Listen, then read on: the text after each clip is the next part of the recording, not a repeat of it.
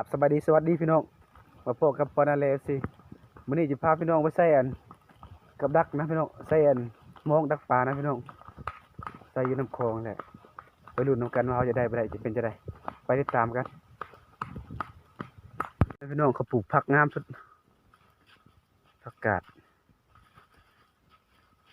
หวานโคตรงามเลยบ่มีการรดน้ำนะ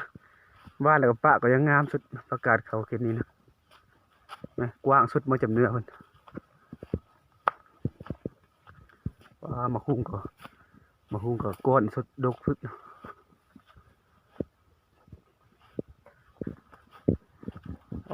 งามสุดพัก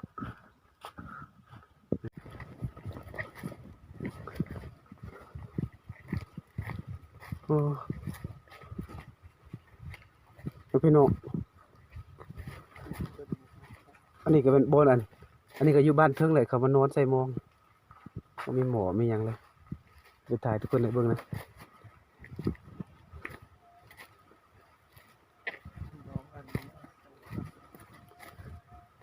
ใส่เลยก็นอนนี่เลยไหมเขาสารหมอถ้วยก็ครบเลยจักเขาไปใส่บูเลยนอนอยู่ที่นี่เลยนะมานอนใส่มองเห็นเลยต่อโอ้น้ำคลองก็ลงหลายสุดพี่น้องบนนี้ขาดเลยนี่กันบนนี้น้ำเต็ดขาดเลยเป็นโคก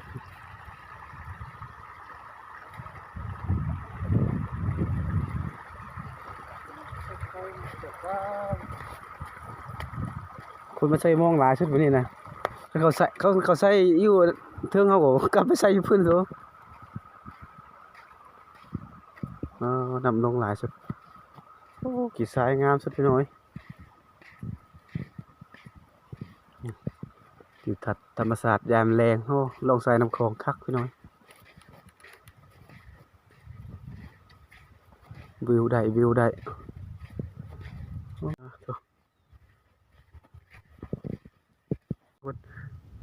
ถ้าว่าจะมาใส่โมนี่เขาไทยบ้านเขาใส่หมดก่อนเนาะแล้วเขาดักหมดแล้วจะเลยกลับลงไปใส่ร่วมไปแหละสามคน4 คนนำมาใส่ก่อนลงไปใส่ร่วมเลยกลับไปใส่อยู่เก็บปักไว้ร้านทุกคนเขาได้ใส่อยู่นี่หลังนึงนะทุกคนใส่อยู่เหนือเขาใส่ก้อนหมดเนาะใส่อยู่นี่เลย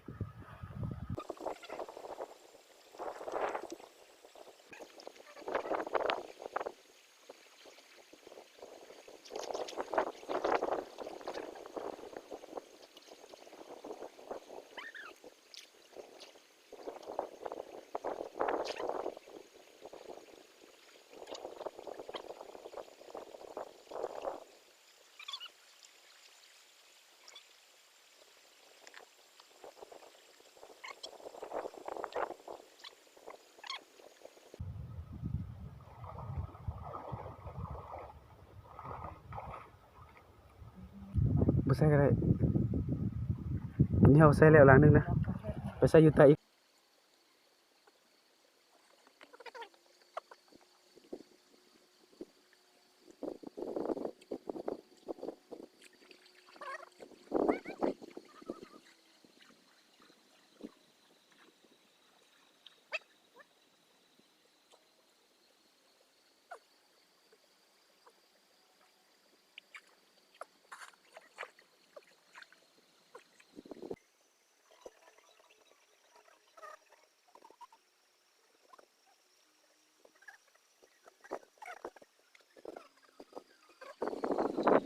นี่เขาก็ได้ใส่มองแล้วนะทุกคนใส่ประมาณ5 ลาง6 ลางนะพี่น้องมือมาลุ้นกันนะว่าจะได้บ่ได้สบายดียามเช้าพี่น้องมื้อนี้จะพาพี่น้องมายามมองเขาดักปลาวันนี้นะทุกคนดักประมาณ5 6 ลางเนาะลุ้นกันว่าจะได้บ่ได้ไปยามกันเลยเขาดักอยู่นี่ลางนึงนะทุกคนมาลุ้นกันว่าจะได้บ่ได้ลางแรก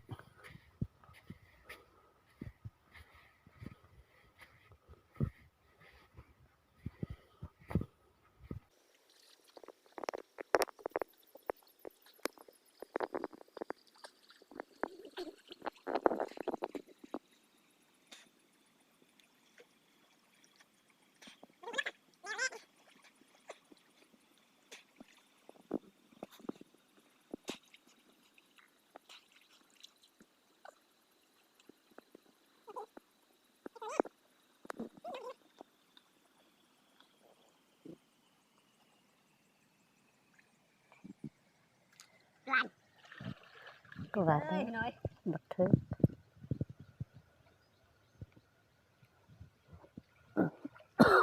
ลางแรกก็ประมาณแล้ว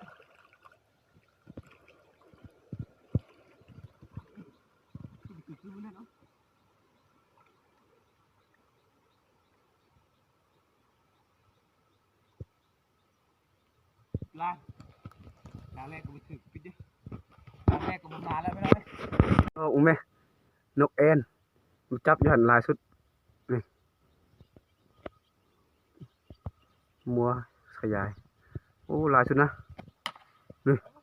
โอ้บินเลยโอ้นกแอ่นคนดักที่นี่หลังนึงนะมียามั้งได้ไปได้นี่ตัวนึงจับ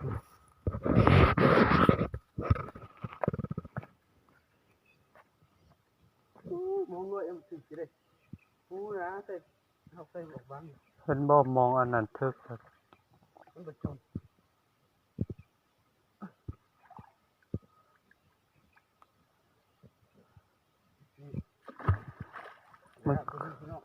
มันคือบ่ใส่เหลียบอยู่ ไปใส่ที่นี่เอาเขาบกนี่บ่เอาเขาอีก เหี้ยทางนี้แหละทางนั้นแม่นแล้วนี่ใส่ดึงมาซื่อๆนี่ ตรงตัวตายแล้วกันเมื่อเอาจับตัวกูมาเลยไม่ได้ปลาสั่ง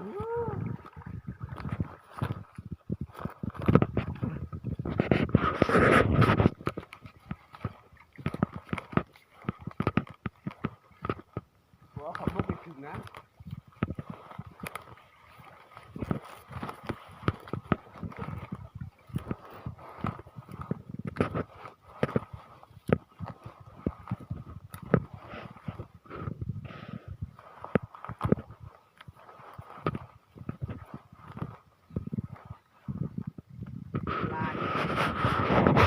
ถ้าทึกอยู่นี่ถ้าทึกอยู่นี่แล้ว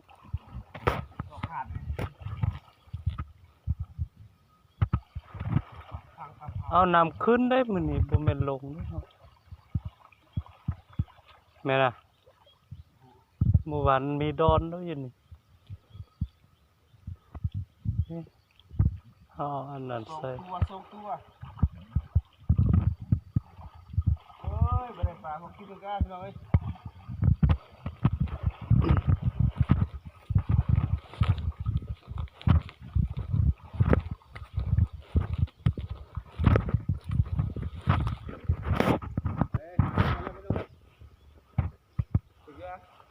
ทึก2ตัว3ตัวอยู่พี่ทึก3ตัวนี่มาแล้ว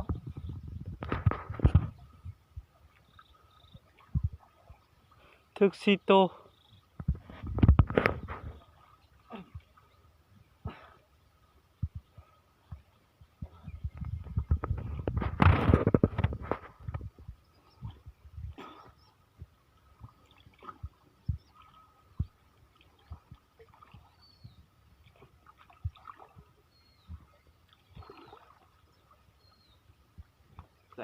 นี่นะครับ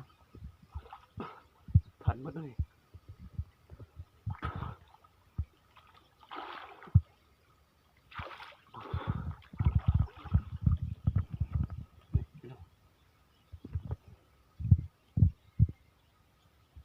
โอ้คุยมาถึงนี่เลยมันอยู่แล้วนี่นะจิตกระตูแต่แล้วปลาพอปีนี่โอเคพวกเก็บตูนี่ กดตลอดเลยนี่ตัวเตา นี่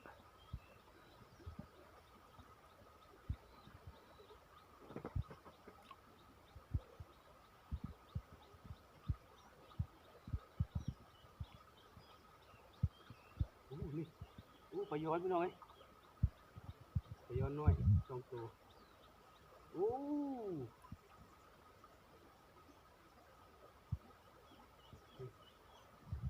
ปลาย้อน2 ตัว 3 ตัวแล้วนึงพี่น้อง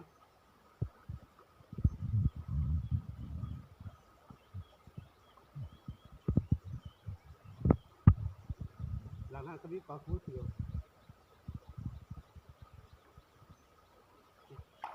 จ้องตัว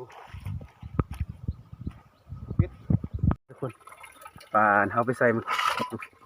เขายามาเมื่อกี้นะได้พอกินพี่น้องไหมพอปั่นข้าวเช้าเดี๋ยวที่ครัวปิ้งกินข้าวเช้าพี่น้อง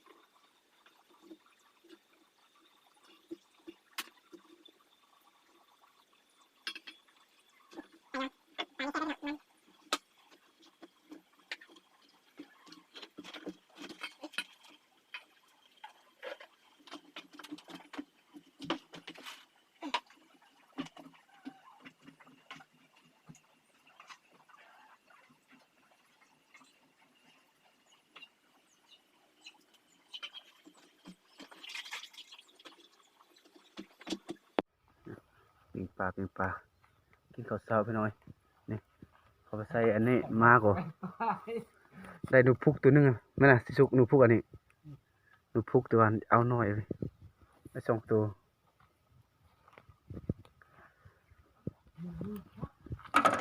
เห็ดปิ้งปลาแล้วก็นี่ขั่วผักเมนูคาบเช้า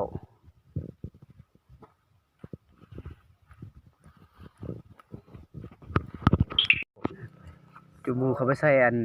ครับได้หาตัวพี่น้องผู้บ่าวกินโนยังสดจังสิงนะติดต่อได้ที่เบอร์020มาบอกแซ่บสุดคนอยู่ตามอาจารย์ใส่กับหลายๆนะติดต่อได้นะคนละคน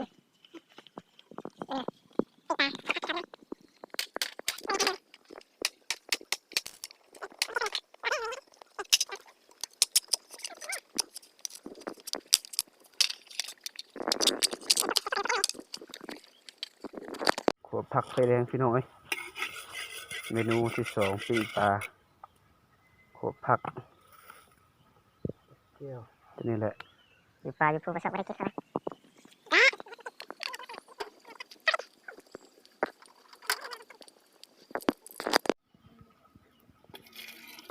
โอเค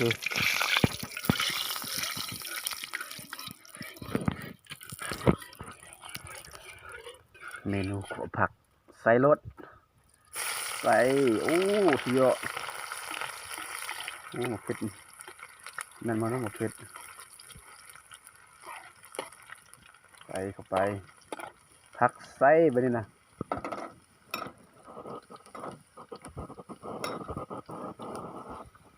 ขัวผักไฟแดงจะออกไฟบอกไฟโอ้ยกดออกพี่น้อยเนื้อโอ้คักเลย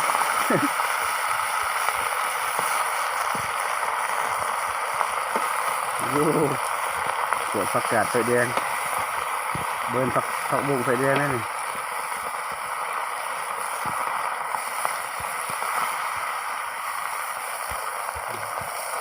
คักเลยพี่น้องวันนี้สุกมาก่อนนั่งกินนี่เลย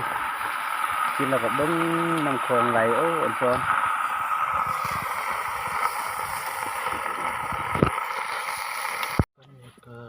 เอา